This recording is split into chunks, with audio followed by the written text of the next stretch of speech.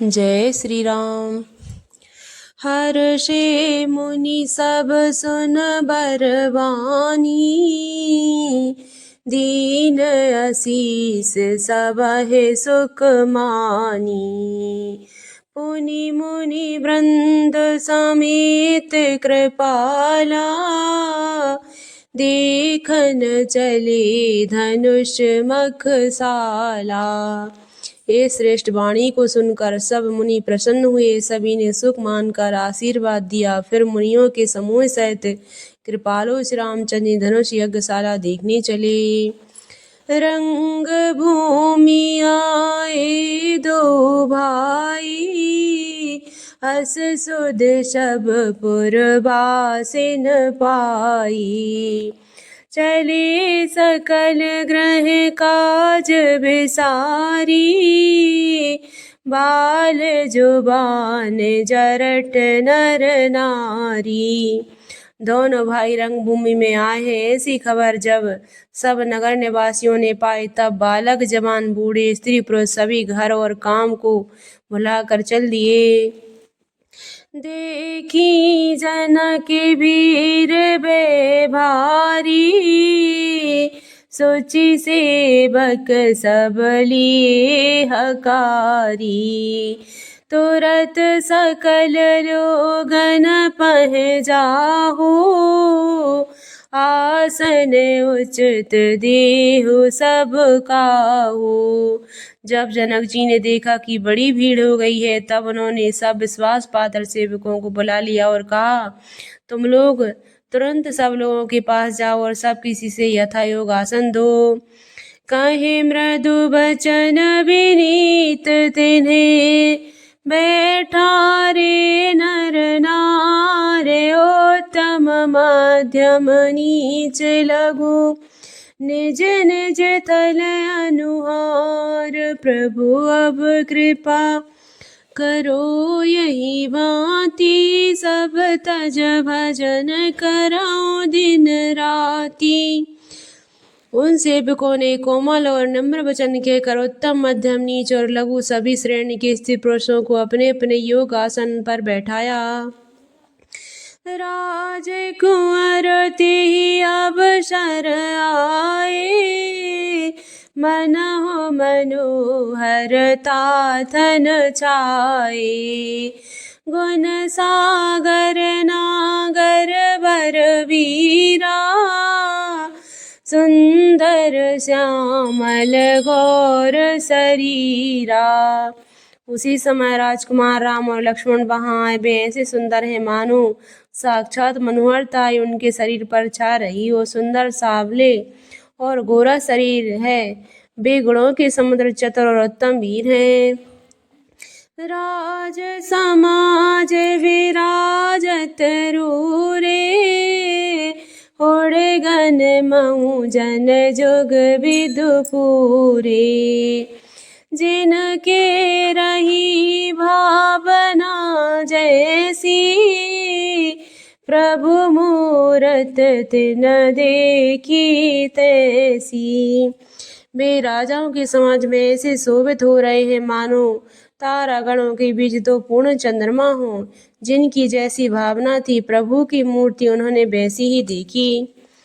देखा है रूप महारन धीरा, मनहु वीर रस धरे शरीरा। डरे कुटिल नृप प्रवाहि निहारी, मनहु भयानक मूरति भारी। महान रणधीर राजा लोग श्री रामचंद्र जी के रूप को ऐसे देख रहे हैं मानो स्वयं वीर रस शरीर धारण किए हो। कुटिल राजा प्रभु को देखकर डर गए मानो बड़ी भयानक मूर्ति हो। रहे असुर छल छो निप भेसा, तिन प्रभु प्रगट काल सम देखा। पुरवासिन देखे दो भाई, नरभूषण लोचन सुखदाई। छल से जो राक्षस महाराजाओं के भेष में बैठे थे, उन्होंने प्रभु को प्रत्यक्ष काल के समान देखा। नगर निवासियों ने दोनों भाइयों को मनुष्यों के भूषण रूप और नेत्रों को सुख देने वाले देखा। नार बिलो कहे अरस ही, निज निज रुचि अनुरूप, जन सोहत श्रृंगार धरी, मूर्ति परम अनूप, प्रभु अब कृपा करो यही भांति, सब तज भजन करहु दिन राति। स्त्रियां हृदय में हर्षित होकर अपनी अपनी रुचि के अनुसार उन्हें देख रही हैं, मानो श्रृंगार रसी परम अनुपम मूर्ति धारण किए शोभित हो रहा हो। बेसुन प्रभु विराट मय दिशा, बहुमुखी कर पगलोचन सीसा, जनक जाते अब लो कहे कैसे, सजन सगे प्रिय लागहि जैसे। विद्वानों को प्रभु विराट रूप में दिखाई दिए, जिसके बहुत से मुँह, हाथ, पैर, नेत्र और सिर हैं। जनक जी के सजातीय कुटुंबी प्रभु को किस तरह कैसे प्रिय रूप में देख रहे हैं, जैसे सगे सजन संबंधी प्रिय लगते हैं। सहित विदेह बिलो कहे रानी, शिशु सम प्रीत न जात बखानी, जोगिन परमितात्मय भाषा, सात शुद्ध सम सहज प्रकाशा। जनक समेत रानियां उन्हें अपने बच्चे के समान देख रही हैं। उनकी प्रीति का वर्णन नहीं किया जा सकता। योगियों को वे शांत, शुद्ध, सम और स्वतः प्रकाश परम तत्व के रूप में दिखे। हरि भगतन देखे दो भ्राता, इष्ट देव सब सुख दाता, राम चितब भाई जेहि सिया, सो स्नेह सुख नहीं कतनिया।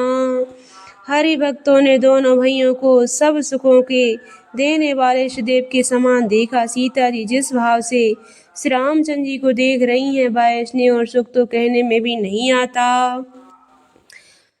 ओरे अनुभवती न कहे सकसो,